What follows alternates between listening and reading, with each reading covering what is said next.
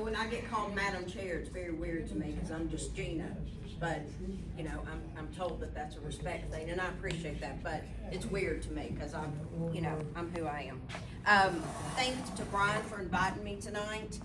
Thank you guys for having me, for my husband being here. He's always my photographer, and, you know, so Kim went over quite a bit of things. Without the other two elected officials, did anybody else realize what commissioners actually do? It's not a part-time job. It is a full-time job if you're doing it right. And let me just say, as a district commissioner for District 3, Doug Lloyd has done that job as a free service on BZA to this community, and he goes out to every property and looks whatever is in our district. So to have somebody that would want to run for city council and know he puts that kind of time and effort in, it's really, I can't say enough to that, and I would love to work with him as my counterpart. So we could probably cause some problems, I would say, but they'd be good problems. We did conclude our third junior commission season, and it was probably the best one that we've had, simply because the commissioners have learned a lot along the way, and the kids taught us a lot. Hopefully we taught them some things, but it was a great season, and we had a really good time with it. When Brian asked me to come on to speak, you know, it's getting to that political season, so you've got to talk about everything that you do, right? And to me, a little bit of that's a little braggadocious, but I do have to say what I do, so everybody knows that they are that they've got a commissioner in their district that does spend a lot of time and effort in this. This is about my full-time job. I probably spend a good 40 hours a week, if not more, on that. The committees that Kim sits on, being chair, I'm over on all of them. So that keeps you busy. Running the meetings, keeping all the admin going. But I wouldn't really give anything for my job. So being the age that I am, it's really something to be where you think you're exactly where you're supposed to be, right? And just, it feels good. So that is a blessing. When I first got on, I kind of got thrown into something that I hadn't anticipated and didn't know much about. My district was hit the hardest with the tornadoes. And from about 5 o'clock that afternoon, my husband took me out. I get kind of teared up because it really affected my people. And, but he took me driving around, and we probably, well, Jim Snowden definitely did not like me out there, but on the live wires probably. But we got out there as quick as I could and spent about 10 days, you know, on the ground. On the phone with LCUB, GM, nonstop until 1, 2 o'clock in the morning. I had a family that had brought a mom home on hospice, and the GM at LCUB pulled off 2 crews for emergency so they could get over, because I couldn't have that happen. Sorry, I get really emotional about that, because I just went door to door checking on people, and their lives were a little turned upside down. But luckily we didn't lose anybody. But what I was able to do, working with Chris Caldwell and Jim Snowden, who are wonderful people, is we were able to secure $300,000 for my district for cleanup that the county has never done before. And that meant so much to my people, because imagine having to spend $10,000 that you didn't expect because the insurance isn't going to remove that tree. They're not going to do that stuff. And the county was able to come in, and we did it. And that was the first time, and I'm really proud of that, but I'm very thankful to those guys too. Recently, we just repaved Cedar Bluff Road, so if you guys go down that, it was a nightmare. We repaved it, restriped it, and we were able to add a second turn lane for Middlebrook, so now we don't cut through Aubrey's, which I'm sure they appreciate. Andy's Frozen Custard. Anybody been over there on Cedar Bluff? Okay, so I have to say, was pretty instrumental in getting Andy's over there. We had a community meeting, and people weren't sure at first because that lot had been empty for a long time. And so it kind of scared everybody a little bit. But we had the community meeting, and Tom Gass and his wife who own it came, and they reassured everyone, and that was the most seamless building. We had one hiccup in BZA, but Doug took care of it. And you know, you drive down there now and it's like it's always been there. He is so supportive of Gulf Park Pool. He is so supportive of all the schools. I probably have the most dense area of schools in the district. I've got Catholic, I've got CAK, I've got Tate's, I've got Cedar Bluff, Webb. So we're all kind of compact in there, and he has been amazing. So the neighborhood loves him, and it's just been fabulous. I have had 3 of my neighborhoods repaved. We've got 2 other ones on the books. They haven't been done since the 80s. So to be able to get that done is huge. I do drive Jim Snowden crazy. I am a pothole and sign commissioner. So if my signs don't look good, so far I have replaced 68 road signs. I'm proud of that.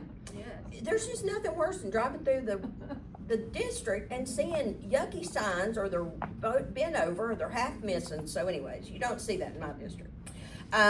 We did add a pocket park in Crestwood Hills, and the reason that we are doing that is so we can cut down on the mowing, and we can also put more native plants in for the pollinators to come in, which we need for the monarch butterflies and for our hummingbirds and everything. So everybody is really excited about that, and then we're going to add a community garden on top of it. So some of the community is going to have some raised beds in there, so that's kind of exciting. I don't know how familiar you guys are with Dutchtown Road and Cedar Bluff, but across from All Saints Catholic Church, there's a big wooded area. And I'm sure at some point you guys have driven down Cedar Bluff and it's rained bad and there's all that flooding. Well, it's no more. We remediated it. We bought all of that property as the county. We went in and did a couple $1 million worth of work.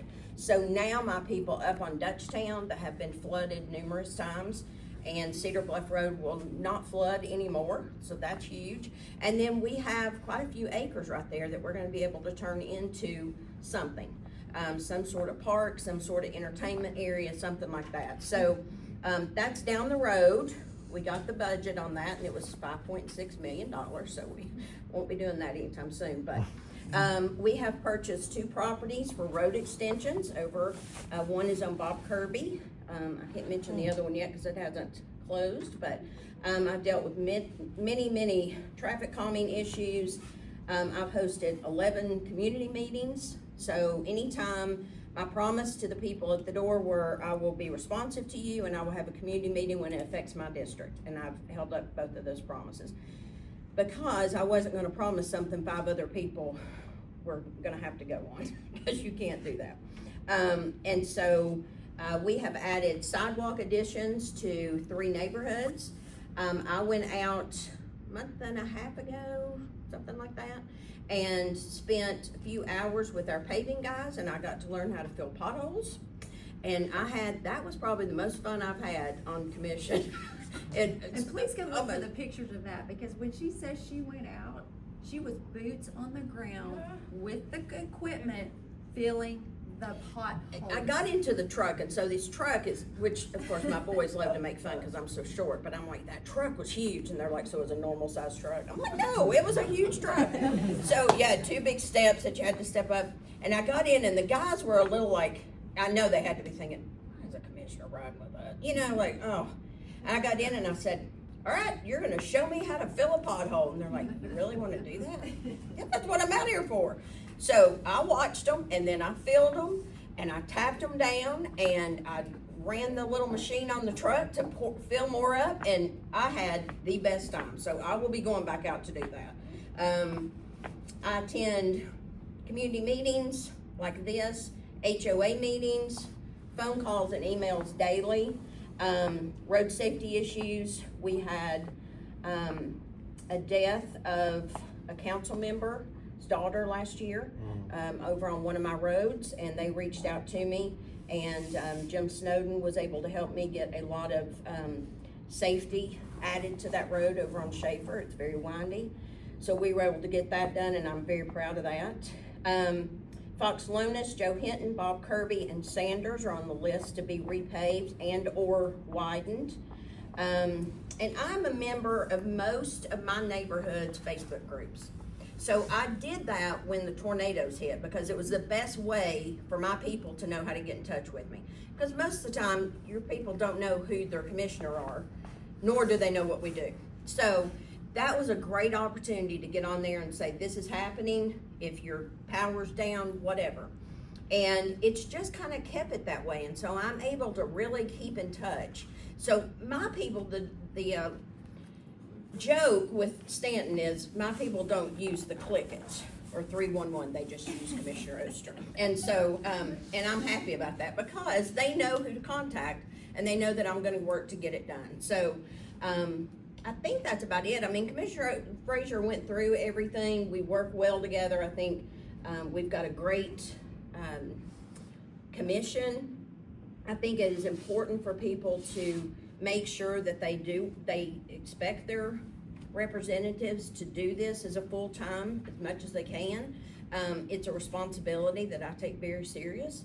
I never take it lightly, and it is an honor to serve my district. So I know you guys have a cleanup, but I have a Cedar Bluff and Dutchtown Road cleanup this Saturday. Fingers crossed, because the rain doesn't look good. But it's 10:30 to 1, and if anybody wants to come, you park at Cedar Bluff Schools.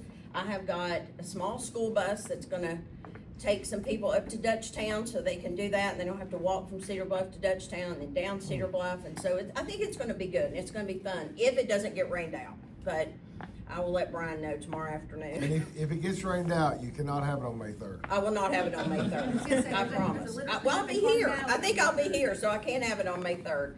But anyways, thank you guys for having me, and I don't want to spend any more of your time, but it is a pleasure to serve as your commissioner, and for District 3.